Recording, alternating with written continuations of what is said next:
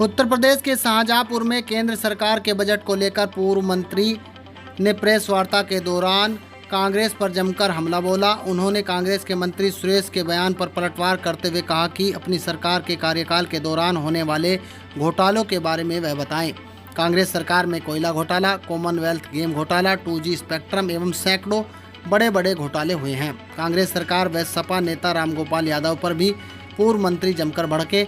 उन्होंने बजट में किए गए प्रावधान को लेकर कहा कि सपा सरकार को किसानों की खुशहाली अच्छी नहीं लगती।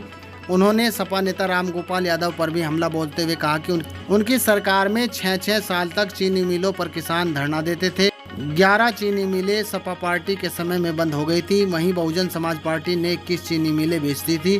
किसानों के कल्याण के लिए भारतीय जनता पार्टी ने जो किया है वह अभी तक किसी सरकार ने नहीं किया।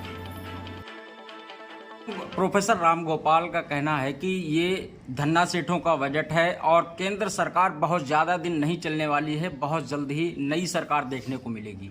2 लाख करोड़ रुपए किसानों को दिए हैं और यदि किसान आगे बढ़ता है, रामगोपाल जी को कष्ट होता है तो उन्हें विचार करना चाहिए। वो भी किसान परिवार में पैदा हुए हैं। यदि किसान आज आगे बढ़ रहा है और किसान का स्तर भी उठ रहा है तो रामगोपाल जी को तो खुशी होनी चाहिए। और वो यदि जैविक खेती पर उन्हें आपत्ति है तो जरा सबके सामने बताएं। यदि उन्हें 2 लाख करोड़ रुपए का बजट अच्छा नहीं लगता तो वो बताएं कि किसानों बढ़ते किसान उन्हें अच्छे नहीं लगते। आदरणीय प्रधानमंत्री जी ने, और मैं बता रहा हूं, वो तो चूंकि मैं केंद्र सरकार के बजट पर ये पीसी मैं बोल रहा हूं, बाकी उत्तर प्रदेश में जब उनकी सरकार थी वो विचार करेंगे वो कितने किसानों के हितैषी हैं।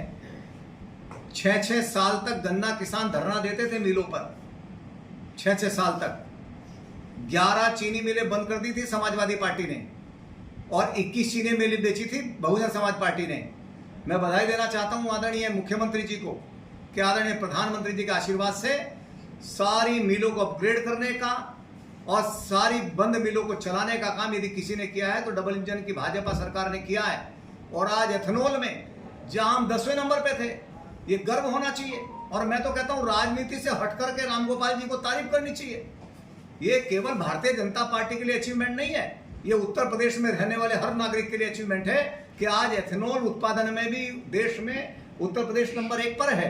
लेकिन केवल आलोचना के लिए ही राजनीति करनी है तो फिर क्या बोलना। पोल खोलनी ही है तो संसद में मजबूती से खड़े होकर के कांग्रेस में किए गए भ्रष्टाचारों की राहुल गांधी जी को खोलनी चाहिए। और मैं तो मांग करता हूं इस पीसी के माध्यम से कि राहुल गांधी जी को 2G स्पेक्ट्रम घोटाले पे बोलना चाहिए, राहुल गांधी जी को कोल घोटाले पे बोलना चाहिए, राहुल गांधी जी को तमाम कांग्रेस सरकार में बड़े बड़े घोटाले हुए उन पे बोलना चाहिए।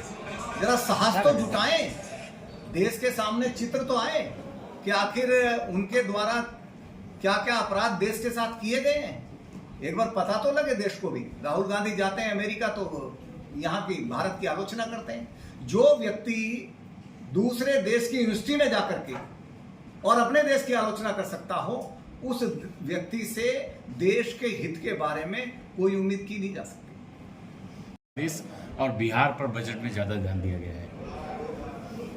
कांग्रेस ने हमेशा विभाजन की राजनीति की है, क्षेत्रवाद, भाषावाद, ये कहीं ना कहीं कांग्रेस की परंपरा रही है और उन्होंने देश को हमेशा जोड़ने की बजाय तोड़ने की राजनीति की है। और आदरणीय प्रधानमंत्री जी का विजन हम सब जानते हैं, वो पूरे देश को समग्र दृष्टि से देखते हैं। आज कन्याकुमारी से लेकर के कश्मीर तक यदि एकाग्र विकास की चिंता, एक साथ विकास की चिंता यदि किसी ने की है तो आदरणीय प्रधानमंत्री जी ने की है। अब कांग्रेस की सोच हमेशा से विभाजनकारी रही है तो मैं समझता हूं उस पर ज्यादा टिप्पणी करना मेरे लिए उचित नहीं।